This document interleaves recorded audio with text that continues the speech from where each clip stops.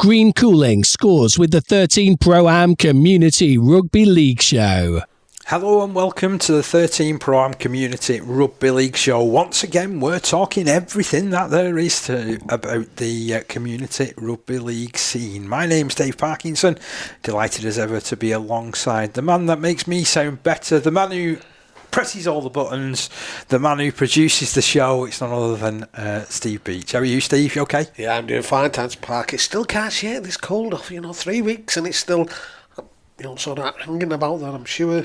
I must be allergic to cats. That's or between your cold and my toothache, we make a fine pair, don't we, this week? But but yeah, it's been a good week, and obviously last week's show, really enjoyed doing that out at Thatterweath. Yeah, it was something a little bit different for us, wasn't it? Sort of carrying a live commentary in the middle of a podcast, and I think it was quite well received from, what I've heard. Apologies to the lads from Clockface who were expecting some pictures to appear, because there was lots and lots of, clicking of buttons of the camera, but it turns out it was too dark. For any of my pictures to come out. They've actually sussed us and found out it's actually a sound effect that we... maybe we do need to record it, and then people think, you know what? Look at that, they're doing everything. So we've got all of our usual features. Of course, the season is starting to rattle towards an end, isn't it? We've got finals to contend with this weekend. We've got big games in the National Conference League as it's all winding up towards the Premier Division Grand Final, and of course the First Division Grand Final as well. But the past weekend there was also lots of things decided, and we're going to start first of all up in Cumbria, where thanks to our friends from the Cumbria Crack, as we have been doing all throughout the season, we've got a lovely report here about Wath Brow winning the title. So Wath Brow A won the Iggesund Holmen Cumberland League Premier Division title with a revenge win over Maryport. It was Maryport's narrow 26-24 home win last week, which necessitated a playoff to decide the title, and this time the Hornets came out on top by 24 points to 12. In doing so, they became the first A team to win the Cumberland League title, and it gave them their second trophy after earlier winning the EB Lamb and Son Amateur Cup. Paul Farrell, a proud Hornets coach, said, "I think it was a deserved win, and the crown is what we've been working hard for all season. We have played some good rugby and also had to scrap at times, but we've come through it as champions.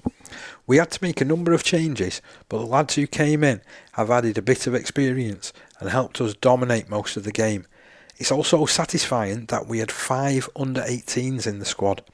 On the day, I thought our forwards were magnificent because Maryport kept coming at us through their forwards and we defended superbly. Now we want to go on and add some more silverware to the collection with the top 4 playoffs and the Cumberland Cup. That really would top a great season for the team and the club." Opposite number Mark Foster added, "Overall the best team on the day won, but I thought they were 2 evenly matched sides for the most part. Wath Brow controlled field position and possession better in the first half, especially going downhill and with the wind behind them. Our lads showed really good resilience in defence throughout, but especially during that first half when the Brow scored right on half time. We got back into the second half with our first try to put our tails up, but Brow hit back to go 18-6 up before we scored again with almost 10 minutes left. Brow then clinched it with another score right on full time. Overall though," Foster continued, "I'm really proud of the lads as they couldn't have given any more. We've been missing some key players and picked up some bad injuries during the game, but no excuses, and congratulations to Wath Brow on winning the title. We can now regroup and go again in the playoffs and the Cumberland Cup final." So they're going to be playing against. They're going to be fed up with the sight of each other, aren't they? Wath Brow had led 12-0 at half time, and during the second half it was 18-12, but another try for the Hornets saw them through to the title. Scott Goodwin with 2 tries, Tom Chambers and Callum Farrer were the scorers for Wath Brow with the tries, and man of the match Greg Rooney added 4 conversions. For Maryport, there were tries for Luke Baker and Chris Ivison with 2 conversions by Liam Anderson. Ellis Nixon was the man of the match. The First Division Top 4 semi-final also saw a turnaround in the result as Dissington A won at Askham 24-22 to earn a final shot at the Ste Beech Hornets. Aidan Worthington, Dissington's head coach, said it was a great win for them as they only went with 15. We are pleased how they have developed during the season, which was their first in open age rugby. Chris Broadley, the Askham coach, added, we had Oliver Middleton sent off 14 minutes from the end of normal time for punching, which didn't help. They had a man yellow carded at the same time, and it finished 16-16. We both scored a converted try in extra time, and then Dissington won it with a penalty from the last kick of the game. Sounds like a Titanic battle, this, doesn't it? There have been 3 close matches between us this season, and this one could have gone either way. It would have been nice to reach a final, but we have enjoyed our first season in this league. Luke Bolton, Rob Cockayne and Jordan Hopkins scored the Askham tries in normal time, 2 of them converted by Lewis Stables, while Dale Lambton scored in extra time and Stables converted. Jack Worthington, Jaden Hewer and Tom Glover scored the Dissington tries in normal time, 2 of which were converted by Brandon Walker. In extra time, it was Deaton Askew that scored a try, converted by Walker, who then won the game with the last gasp penalty. So it sounds like 2 crackerjacks of games, doesn't it? And it gives us plenty to look forward to over these closing stages of the season, Steve. Yeah, it's got to be said. I mean, the competition up there is so close, isn't it? I mean, you don't see many massive blowout scores. You know, there's well, certainly not since the leagues have separated. No, and that's the good thing that they've put something in place there that helps, virtually negate those types of things, which is great. And you want to be able to go into a game where you think, do you know what, we play well here, we've got a good chance of winning this against a team who may be, sort of quite a little bit way ahead of you in some respects, but it still gives you that, that sort of belief that you can do it. So those are the results from up in Cumbria. So as we said, plenty to look forward to over the rest of the season. Shall we turn our attentions to the North West Men's League? Yeah, certainly will. So it is, of course, the playoff season in the North West Men's League as well. And what about some of these results? Well, there was a couple of disappointing games which didn't take place from what I can gather. Yeah. But overall, there's been some big results in this as well, hasn't there? So I'm going to start with just as it's showing on my screen. So it isn't in order. Yep. So which might upset those of you that like things to be orderly. But I'm going to start with Division 4 playoffs. Langworthy Reds 36, Culture Eagles 6. That's a commanding win for Langworthy. Yeah, very much so. Yeah. Then I've got the Premier Division playoffs. Well, I'll tell you what, the top 4 semi-finals, the other one that was played in that was A. Warriors against Portico Vine, and that was 24-0. Now, to whom? It was to A. Warriors. Yeah. So it makes me think. So is that Portico not putting a team out then? I don't know. If it is, I mean, that's sad. I think, because if you're in the chance of in a semi-final, how many people would love to be in a semi-final? How many teams would love that the chance? But yeah, that's A. Warriors 24, Portico Vine 0, and as you said, Langworthy Reds 36, Culture Eagles 6. I'm sticking with the theme, I suppose, of 24 nils in playoffs. You've got Division 3, the playoff between Garswood Stags and Higginshaw. That was 24-0 to Garswood Stags as well. Again, I can't understand it. Honestly, I can't. It's I look at it this way: if you can't raise a team, then okay, why does the team below not get a crack then? At the very least, I can't just. If someone could, sort of explain to me why people would do that, I'm quite prepared to listen. But it is, it's sad. We did get some playoff action though in Division 3, and that was between Banky and Runcorn. And this sounds like a game which would bring a smile to your face, Steve. Yeah. Let's put it that way. Banky Bulls 18, Runcorn 14. Yeah, 2 old adversaries there have come up to that division together. Played against each other in the finals last year at Innsrose Bridge, if I'm not wrong. Yeah. Both teams have been absolutely superb. Runcorn have that mercurial old problem where there's quite a few teams that won't go over to play them for some reason or another. So consequently, they get the 24-0. And again, I don't understand that. Why is there an issue with going over to Runcorn? I mean, Bank Bulls have no problem. Okay, I know it was a turn for Bank Bulls, but I know Bank Bulls have been over there and played them. It's odd. Right, let's also have a look at the Division 2 playoffs. So West Bank Bears 24, Waterhead Warriors 0. Oh dear, you're going to be getting on your soapbox soon here, Steve. I can't, honestly, I can't understand it. And I mean, when you look at some of the clubs, I mean, okay, West Bank Bears been playing really well. Waterhead Warriors haven't been doing too bad at all. You know, they've managed to get into that position. And then you get the other semi-final, Highfield Tigers against Newton Storm. Highfield Tigers 34, Newton Storm 14. I mean, Newton have come from nowhere this season, haven't they? And deserve immense credit for making it to this end of the season and fighting it out at the right side of the scoreboard, really, haven't they? Yeah. And I before the game, I messaged Dan Riley. Wished them all the best in the game because, like you say, from a season point of view, it was one part of the season. It looks as though they were heading firmly and straight for relegation. No ifs, no buts. Yeah, with them and Goulburn, wasn't it? Who were like really struggling to adapt. But they've come together and put up, some really great results and some results where you sort of go, oh, hang on, I wasn't expecting that. They went up there. I think they have 15 players. Struggling for coaching staff at the moment due to the upheavals and things that have happened over the season. But they put in, they've put the best foot forward, and they can't be, not ashamed of that. And that's not. And again, from a travelling point of view, they've gone up there and done it. They could have easily turned around and said, "Yeah, Highfield Tigers are going to beat us. We're not going to."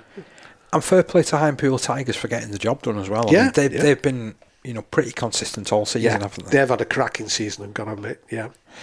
Into Division 1, two cracking results to tell you about here. So Dalton 30, Wigan St Cuthbert's 8. St Cuthbert's snatched the last playoff position, didn't they? That's right. Last week, or made it secure, didn't they, with a victory against Hindley, I think it was.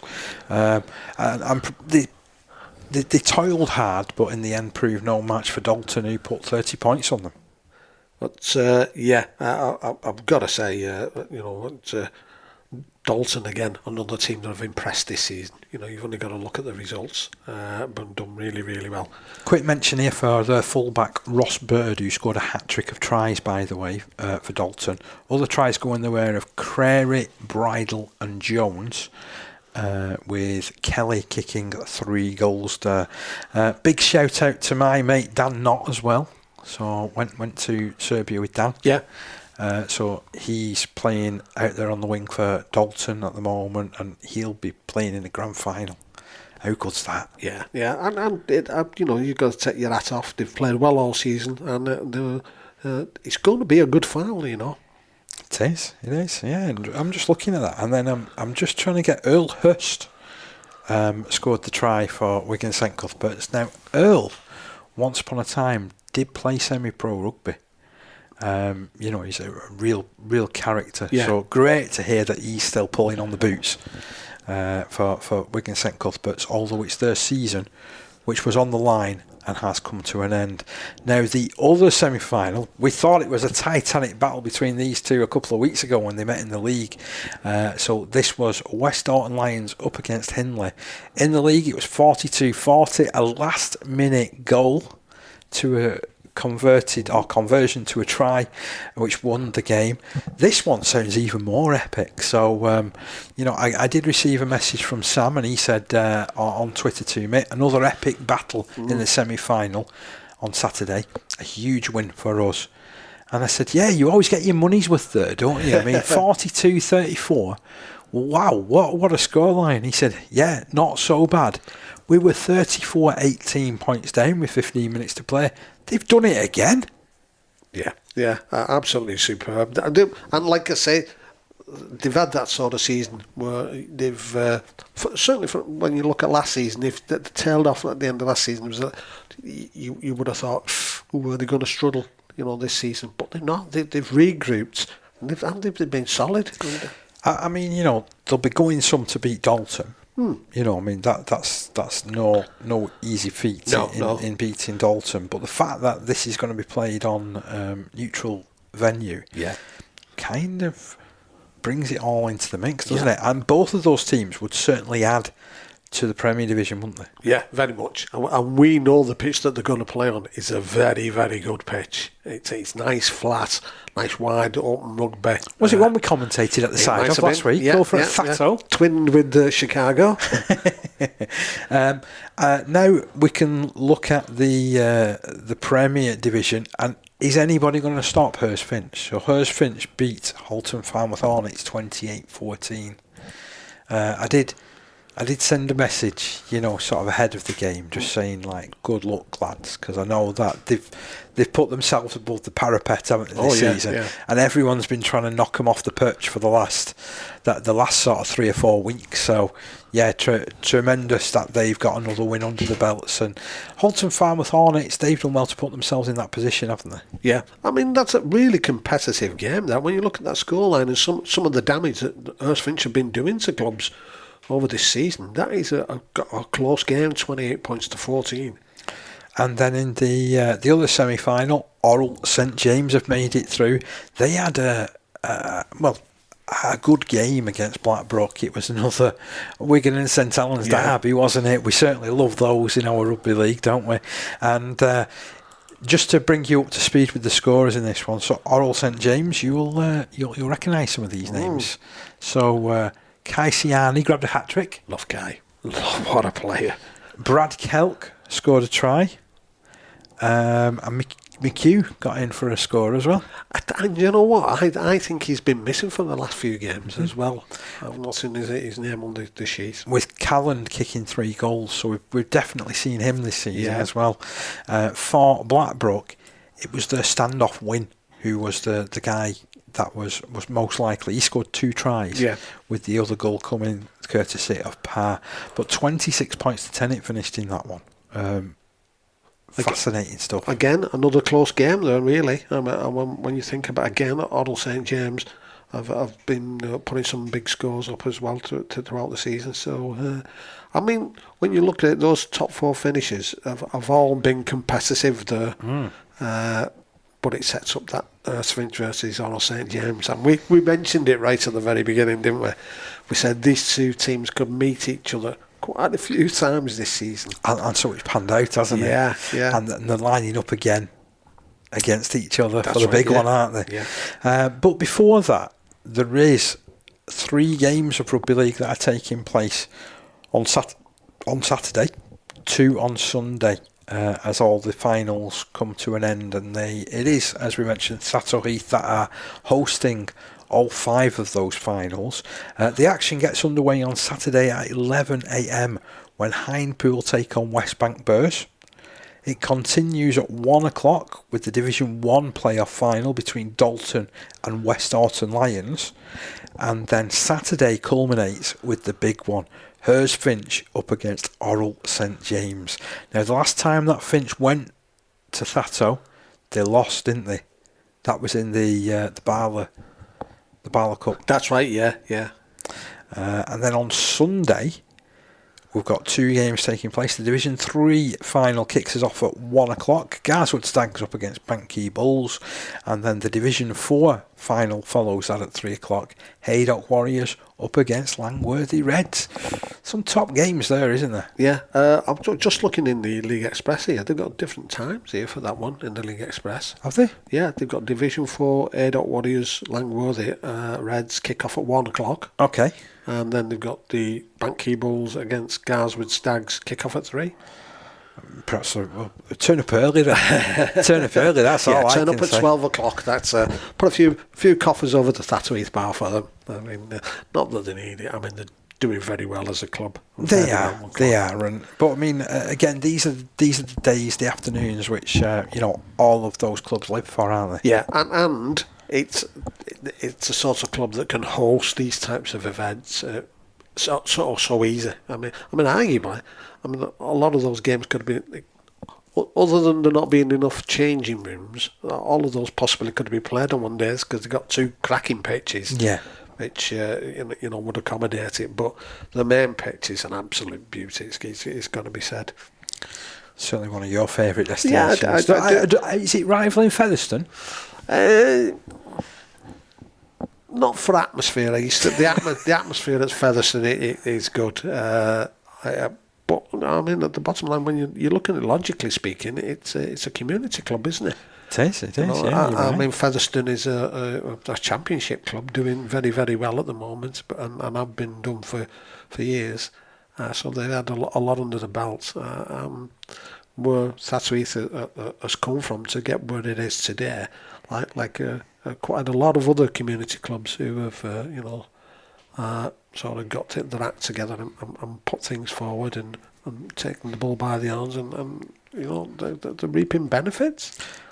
Let's cross over the Pennines, shall we? So we're going to now talk about, albeit I've not got a match report from this, but we're going to talk about the final that was taking place at Batley. So this was Doncaster Toll Bar up against Mirfield, and last week, you remember, I said Mirfield have been in 2 finals already this season. That's right. And lost them. Could they make it third time lucky against Doncaster Toll Bar? And to be fair, they gave their all, but it was Doncaster Toll Bar who ended up winning out in the end by 24 points to 6. So well done to them. I'd love to give you some more reaction from that game and some scorers, but there's nothing on the page about that particular final. So unfortunately, I can't give you much more. I'm really sorry. I'd love to be able to talk a bit more about it. But I've got to be said though, Doncaster Toll Bar are always there or thereabouts, aren't they? Every year when it comes to the Yorkshire men's. Oh yeah. They're always there or thereabouts. They're a really strong side. They quite often as well look to promote from within, don't they? Yeah, with regards to like the younger players that are coming through there. But I did notice that named at fullback for them was Kieran Lawton. So Lawton once upon a time played Championship Rugby League. Would have been a few years ago, having said that. Yeah. But great to see that he's still doing the business for him. So kicking 4 goals, wasn't he? Did he? Yeah. Have you got some points? Have you got a match report? I've got tries came from 4 Doncaster Toll Bar from Gaz Curry, 2 Mitchell Hope and Sam Ashton. I was trying to see if I could find a match report, but nothing at the moment. Okay, but well done to Doncaster Toll Bar. Commiserations to Mirfield. I'm sure that they'll be smarting at the end of this season, but I do know that they're a forward-thinking club, and they'll be back. Right, let's fill this in. I've got a bit of a report from Doncaster Toll Bar, and it says head coach Ian Tattersall shares his thoughts on yesterday's 24-6 cup win over Mirfield. He says, firstly, I'd like to say a massive thank you to everyone for their support yesterday. He said the coaches and players really appreciated it, and you could tell from the first minute it was a club effort to get us the win. The lads fed off your energy, and I'm sure you got a bit excited by what you saw on the pitch. It was a tough game from the start, really physical from both teams, but I thought that we won the battle and it set the platform for a good win. It was a tough game. To lead at half time after playing uphill and not conceding any points, as many will know, is an amazing effort, and we're brilliantly defensively all game. Yeah, there's not many sides that can go to Batley and defend when teams are like coming at them up the hill. It's well known for it, isn't it? Credit to Mirfield. He had a real dig and kept going to the end. The game was pretty stop-start and didn't really help us get going how we'd like it in attack, but we showed enough quality to get the result. Well done to the players and coaches, and the man of the match was Jordan King. So well done to them all, absolutely superb. And I've always liked their kit, I must admit. Great result there for Doncaster Toll Bar, and a deserved win in that cup final. National conference. Just before we go on to that, okay, sorry. What I'd like to see, Go on. I think we spoke about this between ourselves on Wednesday when we were at the rugby. Is obviously the North West Men's League. We were talking about Oral St James playing Hurstfinch for the final. I'd love to see the winner of that now play Doncaster Toll Bar at the beginning of next season. That you got for the champion of champions. Well, yeah, and you've got a real, what do you call it? A proper War of the Roses, then, haven't you? A blockbuster start to the season. Yeah. I think that would be great, honestly. There are other ways as well. I think we've said about getting meaningful games at the beginning of seasons. I think that would be one. And certainly, if you looked at whoever won the NCL, playing whoever were the Southern Conference winners, and getting that sort of on, as it were, just to give the game a bit of a raise. I mean, you're talking the. I think we discussed this. This game between Doncaster Toll Bar and Oral or Hurstfinch could be played at Saddleworth. But that's just right on that cusp of Lancashire and Yorkshire, isn't it? Yeah, you've got people on a street just outside who still argue whether or not they're in Lancashire or Yorkshire. In fairness, you know what? That's actually not a bad idea at all. I can recall, and I think I mentioned this to you, that Lee Miners used to have a champion of champions type of competition.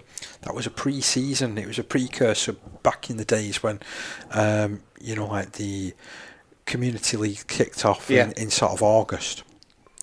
And run through, and we're a winter season. But you had some gorgeous late summer afternoons in the sun at Lee Miners with some of these sides that we're talking about all playing against each other. And that was like via an invitation, you know. So I think they actually called it the Champion of Champions Cup. Did Lee Miners, and they played for it for years and years. It was about 12, 15 years it carried on. I think you talking at trying to create some competition and sort of excitement in the game. Don't get me wrong. I mean, a lot of the people who watch community rugby, are absolutely stalwarts of those clubs, and will be there whatever weather, come rain or shine. In fact, if you're talking about a game being hosted in Saddleworth at the start of a season, wow, you will get your diehards going there. But similar to say, I mean, I think it's. I would love to see. Honestly, I would. Just so it gives that little bit of a kickstart to the season. Everybody plays the games where, they want to play. The local rivals. You get all the St Helens teams playing each other.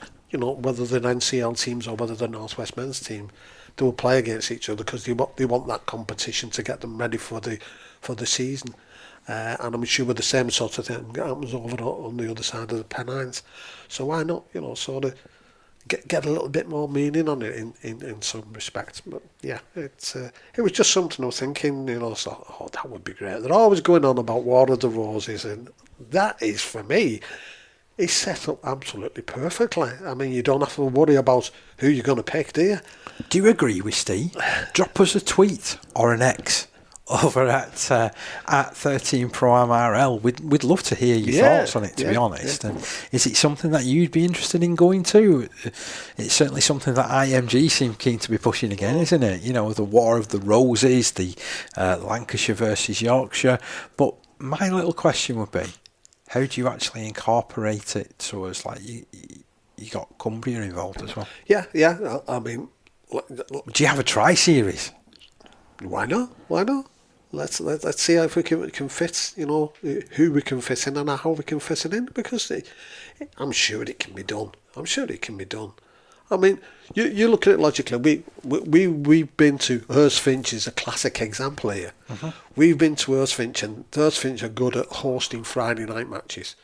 And how many times we've been there, and we've seen players and coaches and fans from a lot of other St Helens teams and Wigan, etc., who've come down because that game's on, and they'll watch that game. You know, And so there is an audience. And to be fair, last week when we were over at the Clock Face match over at Thatto, there was people from Thatto that were there. There were other people from, other rugby league circles who had turned up for a game. I like midweek matches, to be fair, though, as well. So that's the other thing where I'm a big fan of a midweek rugby league match. And don't get me wrong, I know it's the same for me as it is for you guys that are playing the game. You've got to finish early. You've got to, get to places. You don't have any tea, and you end up rushing, to grounds. It's the same for us when we're going to it as well, to be honest, But I don't know, there's just something special about playing under the lights, although I do need a new light for my camera. But I do think it's a solid idea, that, and it's certainly something that could really kickstart both of those leagues, isn't it? Next season, and certainly if both of them are coming under the auspices of the RFL, it's something that I'm sure could be set up. That'd be fascinating. To be honest, so just to have a look at these teams and see how you can help them to, sort of. Like they've won their competitions, which is great and fantastic, and they've worked very hard for that. But if they can then go on to try and achieve something a little bit greater than that in some respects, then sure you want those bragging rights, don't you? I mean, it's only in America where you're a world champion if you beat somebody else who's actually from your country. But here, why don't we just, it's going back to the Roses thing, which I remember years ago watching it when they did have it going well when you got Ellery Hanley, who was a Wigan, would end up playing, obviously, because he was a Yorkshireman by birth. None of those games were competitive. The regional ones, the early ones were. They just didn't. A Super League came in and they tried to continue it. It had lost all. It lost a lot of its sort of credibility. For once now, but this is it. You've got two ready-made Yorkshire and Lancashire sides, haven't you? So I'm still flying the flag here for Cumbria. You're leaving them out. You're leaving them out. I'm not. I'm finding a way to get them in via a playoff. I don't know, but I think there's something there to be looked at. Honestly, I do. What about a tri-series, right? And then a grand final between the two sides at the top. What you've got to be careful of doing is not getting them to play too many matches, have you? That's the only thing that they'll just say. Ideally, what you want is hopefully, if you could get opponents for Cumbria, or if you could get a fourth who you could put in there. I mean, when it would be somebody from down south who would be willing to come up. Then would you play both games on one night or one day and get, make a festival atmosphere against it for the start of the season? What are your thoughts? Let us know. Steve's got his thinking cap on, I can tell. The cogs are ticking. I just see it's a virtually ready-made opportunity. When you've got, like somebody said, we've covered the Yorkshire Men's League and the North West Men's League for quite a few years now, and we've seen teams that are, we've said it before, could grace the NCL, no problem whatsoever. You choose not to because a lot of the lads who play there, can't really travel that far because of other commitments, which is totally understandable. But if this was one where they got a chance to, sort of playing, a bit more competitive, what might be a bit more competitive, which you would hope from two champions, that would be great, I would think. Right, okay. How do I follow that then?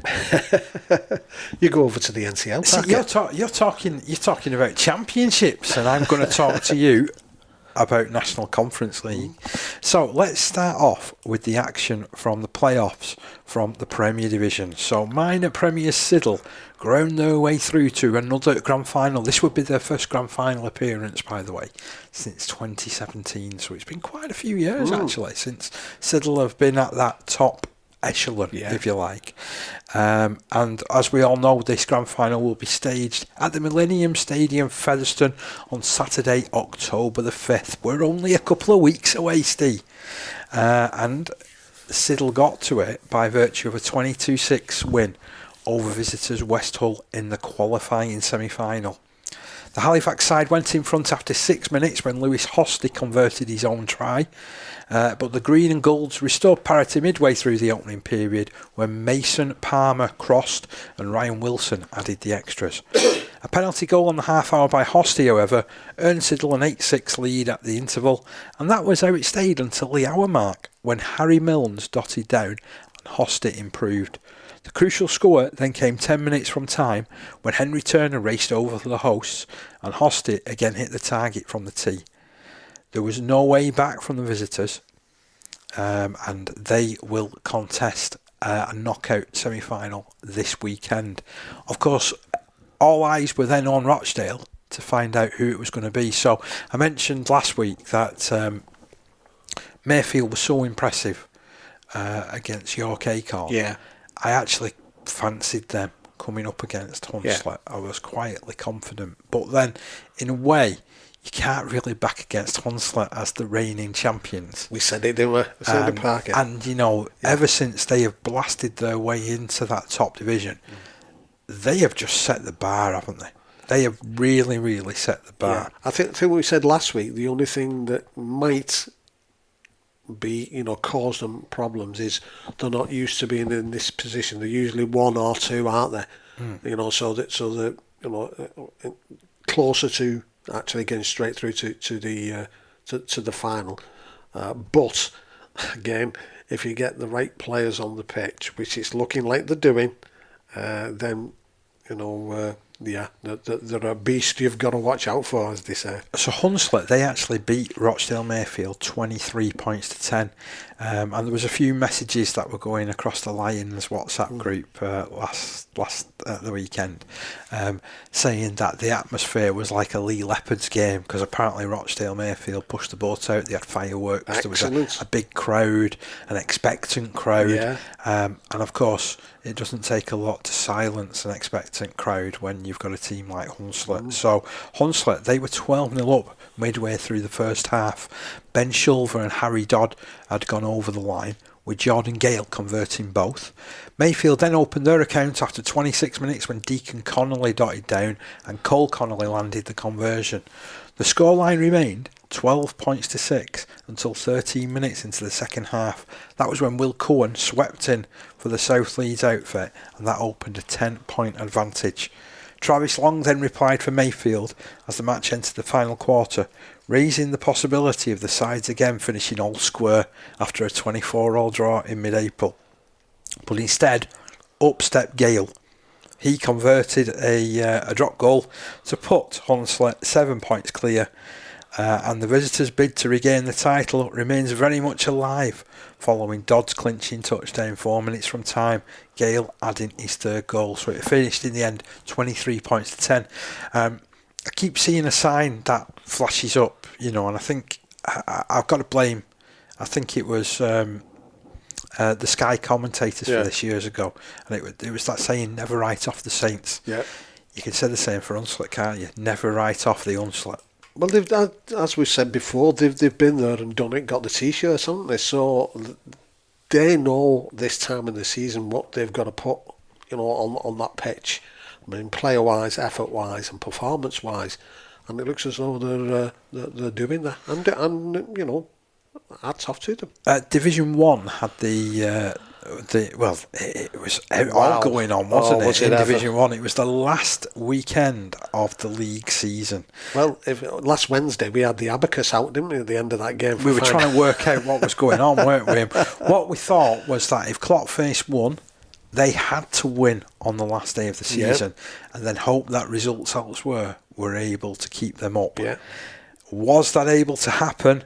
Oh, not quite. But before we talk about that, I want to reflect on the game that I was at as well, to be fair. So I travelled over to Dewsbury Moor. Now, bear in mind that there's a lot of people who have committed a lot of time this weekend travelling along the M62 and getting diverted off it because they've had 2 sections of it closed while they've been putting a railway bridge in. Yeah. Oh, they've been putting one in? Yeah, they demolished one and they put the other one back in. The other week it was closed because they were demolishing it, and this weekend it was closed because they were putting a new one in. I did done a remake of the bridge over the River Kwai, but I don't know how true that was. To be honest, I've not driven under it Guy yet. Ritchie. I've not driven under it. I've not driven under it yet, so I'll report back to you on that one as it stands. But it took about 2.5 hours for me to drive over to Dewsbury Moor because I had to come. Scenic route. I was and an even more scenic route coming home. So it was like I came off at Simister. Yeah. Headed towards Bury. Oh yeah. Yeah. Then sort of cut through, going off towards Rochdale that way. Yeah. Through Haywood. Nice. Yeah. Nice. Yeah. Going through Haywood. Yeah. Actually went past near where you can turn to go to Rochdale Mirfield. Oh yeah. I was like thinking, why am I doing this? I should just turn here and go to Rochdale Mirfield again, shouldn't I? But no, I was a man on a mission. Yeah. Found myself in the wrong lane because there was that much traffic. Couldn't squeeze my way into the lane that I had, so I ended up doing a detour through Rochdale, when really I should have bypassed Rochdale and gone onto the 62 at that point, but I ended up coming onto the 62 at Milne Row. Oh yeah, I know you mean now, yeah. And that, I mean, don't get me started on the design of that particular motorway junction. Flipping heck, it's like Magic Mystery Tour. Crazy. Going through crazy. that, and it's all roundabout. So I was like, what's going on here? Who designed this? You end up sick by the time you've got on the motorway. But anyway, I get to Dewsbury Moor, had a really big welcome. Just a footnote on this game. This was a game that was played behind closed doors due to some incidents that had occurred after the match up in Wigan had been abandoned earlier this season. And I think we commented at the time, didn't we? Because there was a vastly experienced referee who was in charge of that game. And then there was some unsavoury off-field incidents as well. And the decision was taken by the NCL Management Committee for this game to be played behind closed doors. So nobody could really travel to the game. So I'd gone across actually in an NCL capacity. So you cheated, Parker? I suppose I did in some respects, didn't I? Circumnavigated that. But having said that, I was there for a couple of reasons. So I had to make sure that this was being played. You get tickets for an Oasis gig as well, you would. No, I'm not. There's no chance on an Oasis gig. Yeah, I think Liam Gallagher would be calling me out anyway, judging from what he said over recent days. Somebody was having a go at his singing, weren't they? Yeah. So just you don't have a go at my pictures because they actually all came out for this game. But yeah, so I've got to say that I know there was a little bit of history behind this. I know both sides were extremely frustrated at the fact that they couldn't open the gates and let the supporters in. I know this has hurt Dewsbury Moor Maroons quite a lot regarding the facilities that they built there, which are fantastic, by the way. Yeah. What they've done there is tremendous. I know we gave them a mention the other week. But ultimately, the decision was made. They played this game behind closed doors. It was a really well contested game as well. A little bit of feeling in it at times because, let's be honest, it was third against fourth in the National Conference League Division 1, so it was always going to have a bit of something to it, wasn't it? But ultimately there was no real incidents. I stopped behind for about 40 minutes afterwards. Went up to the clubhouse. No incident. So I'd like to think that both teams have learned from this, and we'll move forward now. And hopefully we don't see any more of these dreadful teams. But it just shows that this sort of situation can be managed. It felt really odd though, and really sterile. So I had is pleasure the right word? Of covering some games during the COVID times. Yeah. And it felt very much like that again, where everybody came in through the one entrance. They all left through that same entrance, later on. But yeah, for me it was played in good spirits, yeah. So Dewsbury Moor Maroons and Ince Rose Bridge played their final league fixture of the Division 1 campaign on Saturday. And in a game that neither side wanted to lose, the hosts came out on top. The first half was a scoreless affair, despite Ince having a chance to take the lead in the 7th minute with a penalty. Unfortunately for Mason Fillingham, he put the goal attempt wide. Rosebridge were temporarily reduced to 12 men after 21 minutes when winger Jack Heaton was sin-binned for dangerous contact in a tackle. Defences were certainly on top and the visitors resisted, with Dewsbury Moor frustrated at kicking long after losing possession close to the line a couple of times. Ince Rosebridge had 2 chances. First when Peter Valentine dashed 40 metres in support of Byron Aspinall, and then later in the half, Heaton was halted close after a lofted ball from Jack Morrison. The second half improved and both teams were far more attack-minded. The hosts took the lead 7 minutes into the new half when the all-action Mitchell Gray went over under the post. So Mitchell Gray, he's the guy that impressed us at Wigan St Pat's with the flowing long locks. You know, like another game in. Yeah. The red-headed bloke. You know, and he was all action. He was solid, wasn't he? Yeah. Again, he's followed that up. Yeah. I think he's a good player, a really good player. He's certainly someone that Dewsbury Moor can build on, because he only looks a young guy as well. So he went over under the post. He held off 3 defenders in the process. Louis Walker, the tallest standoff in the league, goaled. And while the visitors' attack continued to stutter, despite the best efforts of Jamie Malone, special mention for Jamie Malone, by the way, because no word of a lie, he's fullback, and he's taking 2 or 3 carries every single set. Yeah. His stats must have been absolutely out of this world come the end of the game. It wouldn't surprise me if he's taken 30 runs in the game. Yeah. And been the man to be catching all the balls that have been going up at the back to him and everything like that. He was brilliant. Morrison was effervescent as well. You know, he's a big burly prop forward, really does the strong carries. And I was pretty impressed with substitute Tommy Porter as well, who came on. He was playing like dummy half. He's been in the league reserve system this season, and you can probably see why. You know, a very solid sort of player as well. In addition to Gray for Dewsbury Moor, I thought James Sam, the prop forward, and did something going forward for the hosts. And hooker Ryan Crossley was in good form. It wouldn't be an Ince Rosebridge game without a Valentine getting shown a yellow card though, and he was sin-binned in the second half for dangerous contact when pursuing a kick through. And in his absence, Moore took more of a stranglehold on the attacking position. Just after his return from the sin bin, however, Moore took the ball right and a powerful finish came in from Jake Butterfield, which took him past 4 defenders. The game came alive in the last 10 minutes when Ince got themselves on the board. TJ Boyd grabbed a well-taken try on the left after switching to a wide position and Porter goaled. Crossley cut a... I've said this, put my teeth back in.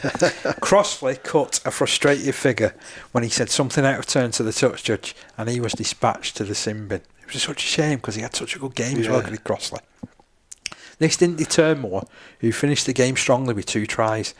The first went the way of busy second row Brad Foster, who dived over from dummy half, and then scrum half Harry Hartley slipped through defence in the last minute to confirm an 18-6 success.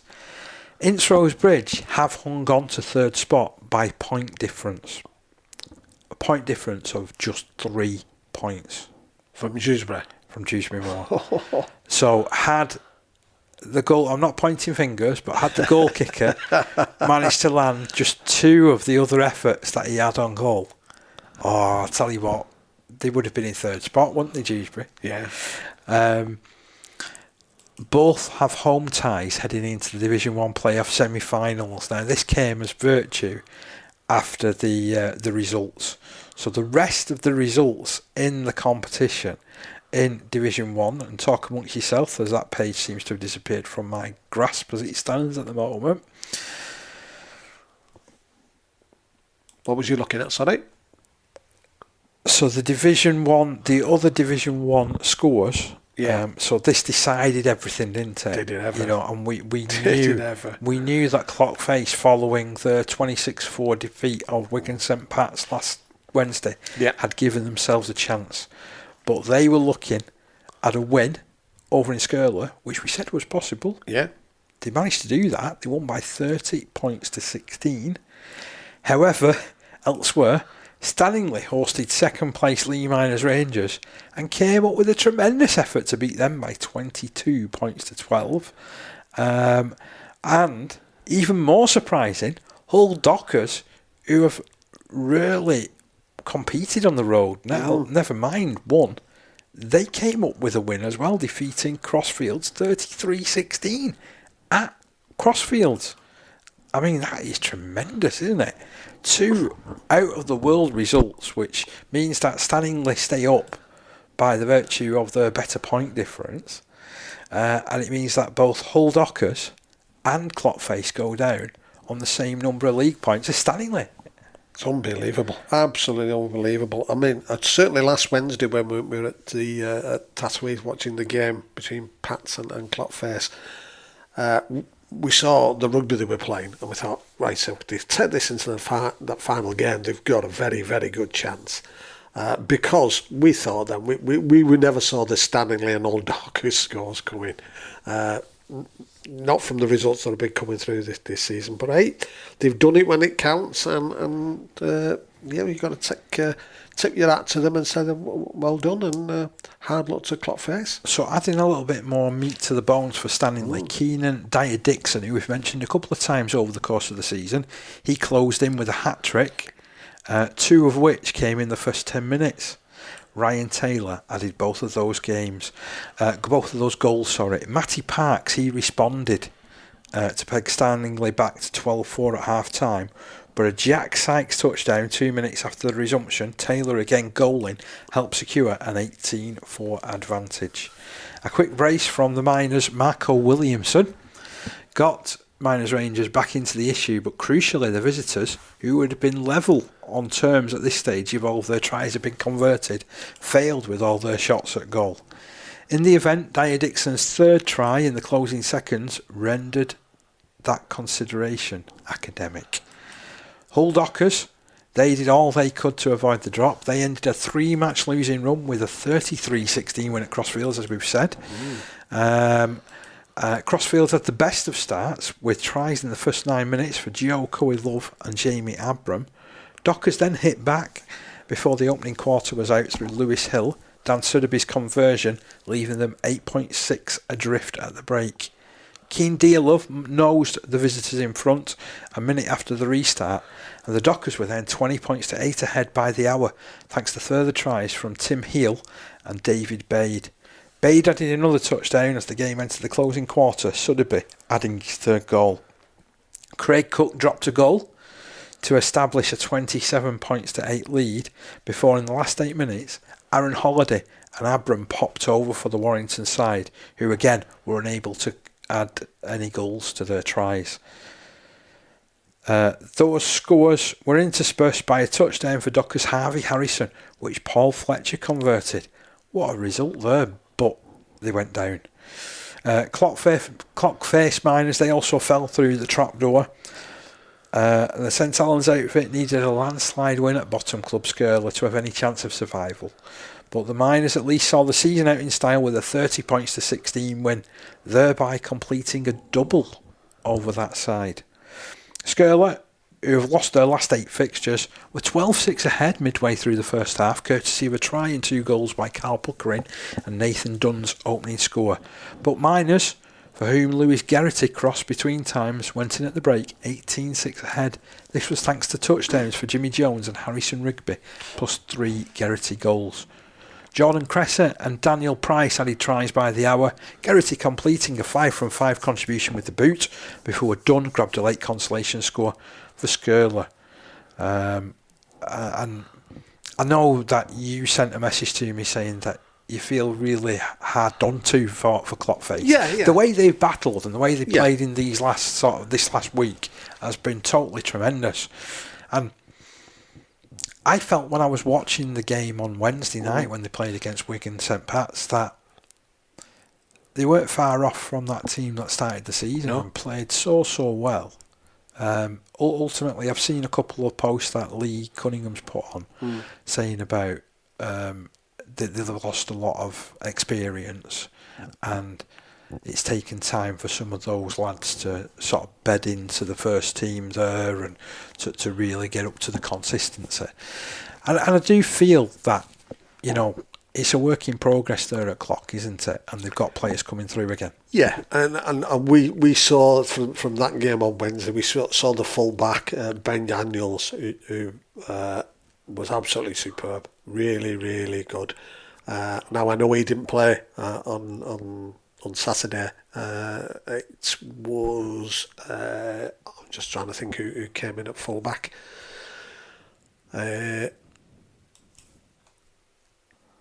It was Danny Price. Danny Price, it was, yeah. Danny Price, who came in at full-back, who is an excellent player. I mean, he can play in a few positions and really, really well. But it may be one of those things, Parky, where going down might be a good thing to help them regroup, get back to how they were, get these new players, sort of really bedded in, and look at trying to get promotion next season. Because the way they played, that's I went watching them against Hulton. Yeah. And I thought they played very similar to what we'd seen them in against Siddle, if you remember, and Neworth at the beginning of the year. So there wasn't a massive amount of difference there. I know the Hulton match, it was probably a little bit of composure, I thought, where they just needed to just get back to the core things at certain times rather than trying to force things. That game against when they played against St Pat's, they were just a different team altogether. And it sounds like they've continued that into the last game of the season. So they've got to, again, much as I was saying about Newton Storm, they've got to look at it and sort of say, look, you know what I mean? I know it's a bad season in the sense of we've gone down, but if you look at all the stuff what's happened in the background that's caused a lot of the issues, then they're not in a bad place in some respect, and I'm sure they'll look to moving forward, sort of with some, confidence next year. You know what I've done though? I've made a little note here, and this is regarding our coverage next season. Yeah. Because it means we've got a St Helens derby on the doorstep again, doesn't it? In Division 2. So Clot Face up against Pilks. Yeah, that'll be an absolute blinder. Really will. And as I say, two clubs in a very similar sort of position now, aren't they? Where they're both rebuilding, they both got young players. Yeah. They both spent that time, like in that Division 1, which is such a pressure cooker of a division anyway. But arguably, as we've heard from lads who play for Wigan St Jude's this season, that Division 2 is a hard division to get out of. Yeah. It's going to be really good, I must admit. So I've already jotted both of those down, so I think that we might look at having to cover one of those games, and if not both of them. And to be honest, if you're thinking of a Wednesday night fixture, Pelks, under lights, under the lights. We like a bit of a Wednesday night light. That's all good. Anyway, just to again bring us back to basics. Champions Waterhead, they were pushed all the way, to be honest, by Woolston. Waterhead were 12-6 behind at the break, and they eventually bounced back to Waterhead to win by 34 points to 12. Callum Cameron, Phil Joy, Jensen Hamilton, Will Lynch, Adam Robinson and Harrison Dodd claimed their tries, with Keegan Brennan kicking 5 goals in what was their 16th successive win.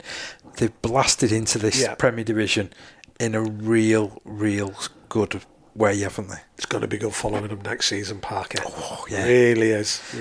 Rovers had led through Craig Lawton's conversions of tries by Jacob Phillips and Jake Proudlove, but ultimately Waterhead have been a cut above, haven't they? Yeah. I mean, there's no ifs and buts about that. I'm looking forward to seeing how they go in the Premier Division next season. Yeah. That will be absolutely tremendous.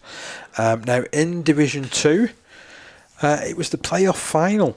So all eyes were on Dewsbury Celtic, particularly for a few fans who had turned up to go to the other game, and obviously because of the situation, they weren't able to get into the in to see Dewsbury more. So they went 10 minutes up the road to Dewsbury Celtic, and the eyes were seeing whether Dewsbury Celtic could win through up against Oldham St Anne's. So this was the playoff final for Division 2. Now, in the regular season, Saints had lost both games to Dewsbury Celtic. They lost 14 points to 4 in Dewsbury and 17 points to 10 in Oldham. So I guess when you come into a playoff final like that and you've got the form on the board, you're fancied, aren't you? So again, Dewsbury Celtic were pretty much fancied for this. Oldham St Anne's, though, have done it. They've got themselves promoted. They won 22 points to 12. Absolutely tremendous performance. Oldham had the better of the clash that mattered most after trailing 6-0 at the break. So at the break, Dewsbury Celtic are in front again.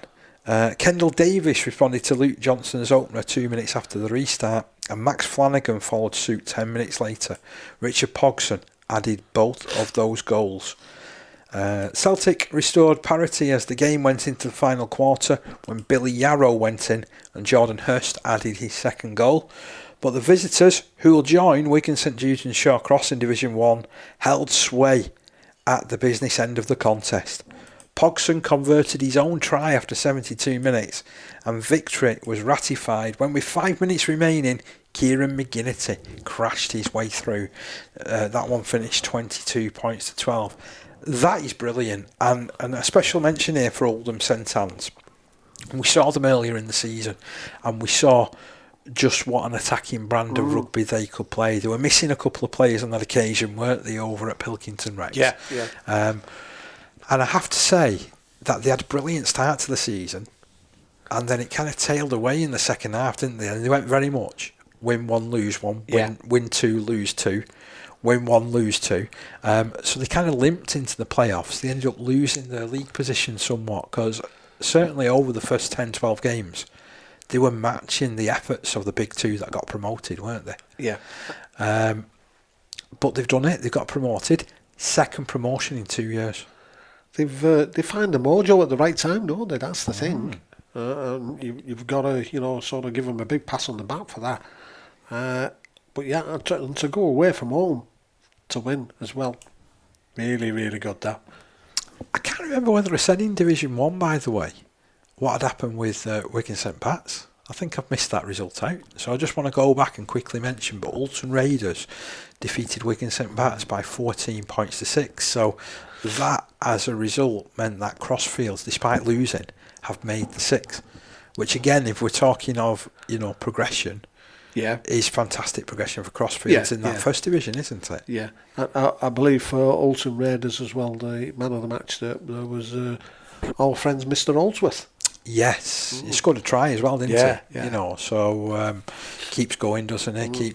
And he had a good game a week before against Clotface Miners as well. He was involved in a lot of the good things that they did. Oh, he's a fine player, and he's again one of these that, albeit as we spoke to him earlier on in the season, admits freely that he's getting to the veteran stages of his years. He still looks like he's enjoying his rugby, to be fair, and I think he's appreciating it far more now and knowing the influence that he can have also on the younger players that are coming through over at Alton. And we know that's important. It is very important. Like we've just spoke about Clotface, and we spoke about the likes of Pilks. Well, if you lose a lot of your experience, then that's what happens. Yeah. So like we've seen with Clot, like we saw with Lee Miners the other year getting relegated from the Premier Division, like we've seen with a whole host of clubs really over the years. And it's almost like there's a changing of the guard, and if you can handle that changing of the guard, then you do well. Yeah.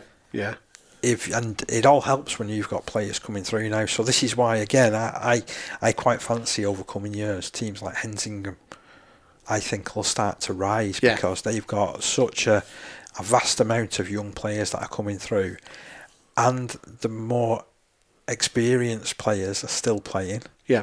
And the younger players are building experience, which they're passing on to the young players coming in, and they're passing it on, and you just get where it works then. And for me, this is again why Siddle have rose to the top of the National Conference League again, and why they are celebrating being in a grand final because of what they've done with their youth and being very committed. And we saw that with the academy team up against Hurst Finch at the beginning of the season. Yeah, very much so. Very much so. Right, Steve. Division 3. This was a big playoff, wasn't it, between Dissington and Driglington. So Dissington, this time last year, had submitted their application to join the National Conference League. It got ratified. They've had a brilliant first season, in all honesty. They really have taken to Division 3 like a duck to water. They were up against the Driglington side that at times can also put all the points on in the world. They had a very experienced standoff. I think he did a bit in Super League and did a bit with Halifax and did a bit with Hull KR in Scott Morrell. He was playing for Driglington. But tell us about what happened in this game, Steve. Well, it was a heartbreak for Dissington on the final day of the season for the Division 3 clubs in the National Conference.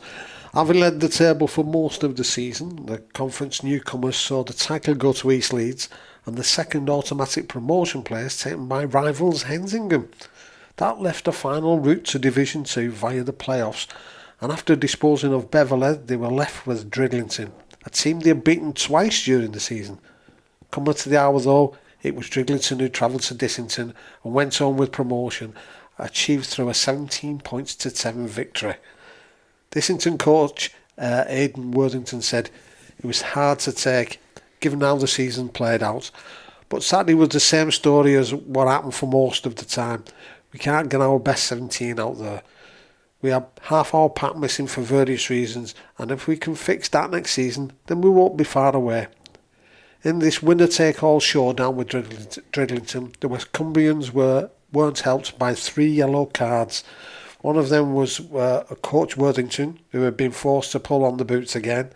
Jake Penrice and Jamie Friel also spent 10 minutes in the sin bin. By comparison, in a half-fought, at times fierce battle, the visitors had just one of their players yellow carded. Driglington had gone in front with the try on the 16th minute from Braden Hunter before a quickened response by Dissington saw Friel go in for a try which Scott George converted. A penalty from Hunter right on half-time meant it was all to play for at half-time as they were locked in at 6-all. Driglington regained the lead early in the second half with a try from Alfie Ward, which Hunter converted. Scott Morrell gave added assurance with a field goal, and before the hour mark, Sam Thorns had scored their third try. Dissington tried hard to cut the deficit, but their only reward was an unconverted try by George 2 minutes from the end. So the Cumbrians split across the 4 tiers next season will be as follows. Premier Division will have Wath Brow Hornets. Division 1 have Kells and Egremont. Division 2 have Ellenborough, Barrow Island and Hensingham. And Division 3 will have Dissington, Millham and Seaton, who have sought re-election. That's a little bit of a roundup there with the tough. But again, going back to what we were saying before, there's loads they can take out of this season, can't there? Absolutely loads. We talked about this because you asked me about the re-elections as well. That's right, yeah. So I think it's the bottom 2 sides in the National Conference League that will be up for re-election whenever we have the annual general meeting. So they'll state the cases and what will happen. I love that because it gave a little bit of context as to where everybody's going to be playing, and it's unfortunate with Dissington the fact that they have done so well over the course of the season. They've only lost a handful of games this first season. For me, it's about, can they recover? Are they likely to lose anybody else from the playing squad in the close season? Because we know what that's like, though, don't we? Yeah.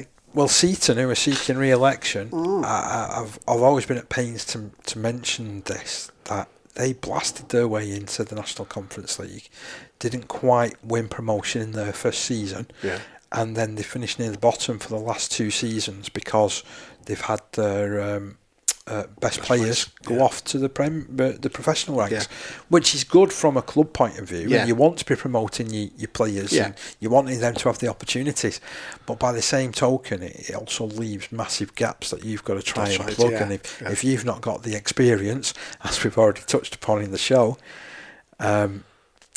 sometimes it doesn't work, and you end up struggling, don't you? You know, and it can be that they'll have a couple of seasons of struggle before the young players that they've got coming through. So I do know that Seaton as a club have been, playing with their junior sides, a couple of the junior sides in the Northwest leagues. Yeah. With the idea of getting them used to the travel. Yeah. So that when they're ready to step into the first team at Seaton, they're already used to it. Yeah. Or certainly one aspect of National Conference League life, which is the travel. Which is the travel, yeah, exactly. So I'm interested to sort of see how they go on, but I'm really interested to see how Dissington respond next season. Yeah. Okay, so we mentioned the fact that we're down to just a few games now, aren't we? That's right, yeah. It's all culminating to the end of the season, so we know that Siddle are in that grand final to be played at Featherstone on the 5th of October. Who's going to join them? Well, it's going to be West Hull up against Hunslet to decide it. And I can't think of a better tie to decide who goes through to a grand final, Steve. I'm excited for that one. Well, that's a grand final, isn't it? Oh, We've seen that grand final. We have seen that grand final. And then in the Division 1 playoffs, Ince Rosebridge did wrap up that third place finish by virtue of just edging the point difference ahead of Dewsbury Moor, and they'll host Crossfield, so I think they might be quietly confident. But we know from seeing Crossfields a couple of times this season that they have a performance or two in them, don't they? They've got a couple of really quick players in the back line, and that's certainly not a game that Ince Rosebridge can take lightly. And I don't think that Dewsbury Moor can take Ulton Raiders lightly either. No. Because, I mean, Ulton have been in the last 2 playoff finals to go into the Premier Division. So they got beat by Wigan St Pat's a couple of years ago. Yeah. And last year they got beat by Heworth. So they've not been far off. They've trod that path. They've trod the Mirfield path, haven't they? They have. Yeah. So again, those 2 games are really intriguing from my point of view. Yeah, do you know what? You couldn't call any of those at the end, because we've seen those teams and we've seen them all play, and we've seen them play well, and we've seen them, sort of struggle a little bit as well, haven't we? But yeah, again, you watched Ince Rosebridge against Dewsbury Moor Maroons. If you remember, during the season as well, we saw Crossfield play Ulton Raiders. So we've seen all 4 of those sides. All 4 of those teams, yeah. And on the day, there's nothing between any of them. No, not at all. That's the thing. And I do get the feeling Dewsbury Moor Maroons, they're building for something bigger in the future. So they've got the setup there that would grace the top division of the National Conference League in honesty, with all the stuff that they've done at the clubhouse, what they've done down at the field. The field is in tremendous nick. They want an opportunity. Yeah. But then again, Ulton Raiders, they want an opportunity to get back in there. Ince Rosebridge, I'm sure, would love to have another crack at the Premier Division. And Crossfields, well, how good would it be for Rugby League in Warrington if they could win their way through to a final? Yeah, definitely. And we know the setup that's there at Crossfield. It's again a tremendous setup. Really good. Yeah, really good. So, Steve, that's all that we've got time for this week. Have I missed anything out? Do you want to raise anything in these closing stages of the show? Well, no, Parker, but I know next week what we're going to do. If you remember rightly, the League Express, Phil Hodgson, asked a lot of the teams about their predictions about various teams and where they would end up at the end of the season. So what we're going to do, we're going to unpackage that and compare the reality against the fantasy next week. Okay. To see how good the predictions were. And obviously, people's thoughts, what they were like at the beginning of the season, and where those teams have ended up. It's very interesting reading, I must admit. We'll also be looking forward to the National Conference League Grand Final and the Division 1 Final that'll be happening at Featherstone, and we'll have the small matter as well of the finals days for the North West Men's League to reflect upon as well. So some big games then. If you're going, let us have a match report. Send us the details. We want to give the chance for your club to take the limelight. So feel free to drop me a message at Dave Parkinson RL. You can drop the show a message as well at 13ProAm RL. And let's not leave you out, Ste. They can drop you a message as well, can't they? Yeah, at Ste underscore RL, at Ste underscore Beech RL. That's right. We get there in the end. It's because you don't often give it out. I'm used to rolling mine off my tongue. Got to say, Parky, before we finish, going back to last Wednesday and being at Tatweeth, it was great to see Claire Pryke, who hasn't been well, he's on the mend and looking really, really good, and it's going to be good. Hopefully, getting involved with her a lot more next season with regards to the social media, because she was, when we were down at Thatchworth doing the podcast at the beginning of the season. She was really on it, and I'm sure she'd be up for us going back there and doing a similar sort of thing next year as well. Yeah, we've got a few plans in the prospect at the moment, which we are quietly excited about, and certainly that is. If you've also got other people that work at your clubs or are giving their time, and certainly on the media side of things, and they're thinking, hey, why does Dave and why does Ste never mention us? It's because we need you to be sending us some stuff. I've got some ideas that I do want to get out there into Clubland. That makes it sound like something else, doesn't it? That makes it sound like Phoenix Nights, doesn't it? And I'm Brian Potter. But we're going to talk at town next week. But yes, we do have loads and loads of plans. Ste, thank you once again. You're welcome, mate. Such a pleasure. It's been great to have you along for the ride as well, and we'll see you next week. Every tackle, every try, every scrum. Green Cooling is proud to be part of the Community Rugby League family.